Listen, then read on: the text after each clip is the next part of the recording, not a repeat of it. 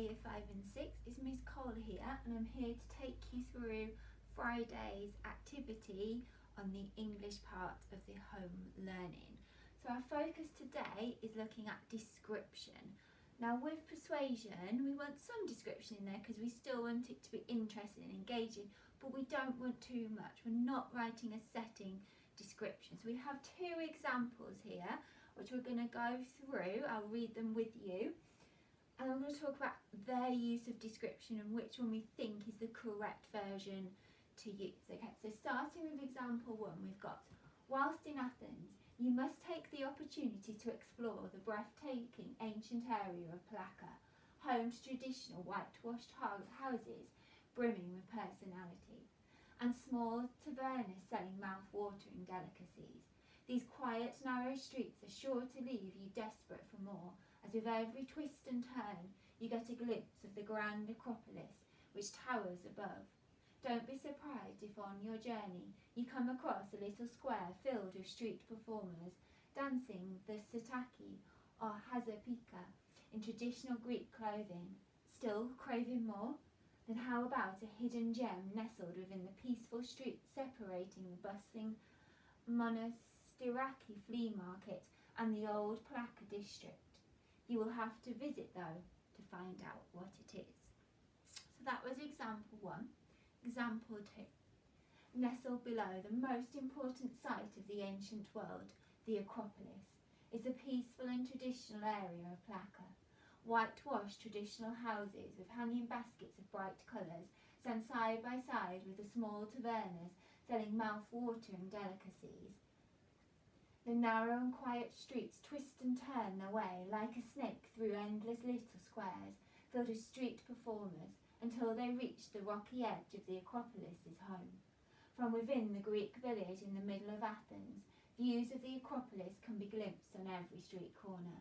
Its monuments and sanctuaries of white Pentelic marble gleam in the midday sun and gradually take on a honey hue as the sun sinks, while at night they stand brilliantly illuminated above. A glimpse of this magnificent sight cannot fail to exalt your spirit.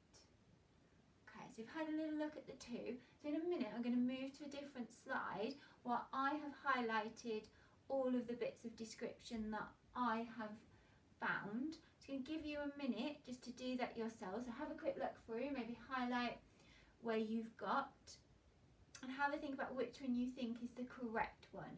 Have you got a lot of it, or is it spread quite well through?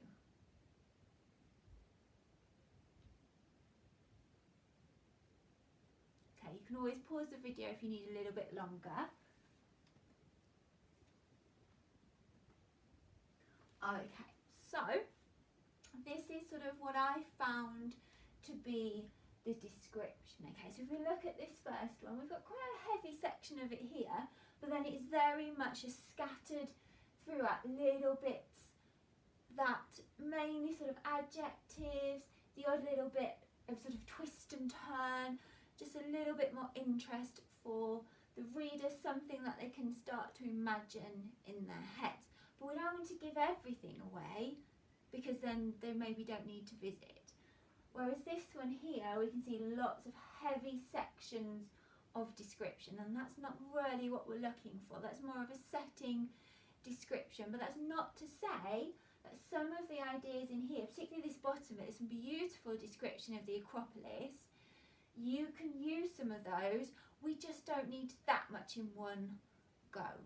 Okay, so hopefully you've got a little bit of an idea now about description. I have also noticed another difference between these two. This one has the word you dotted throughout quite a lot and a lot of verbs, because you're talking to the reader about what they can physically do while they're there. Whereas this one has very few sort of verbs. I don't think there's a single you in there.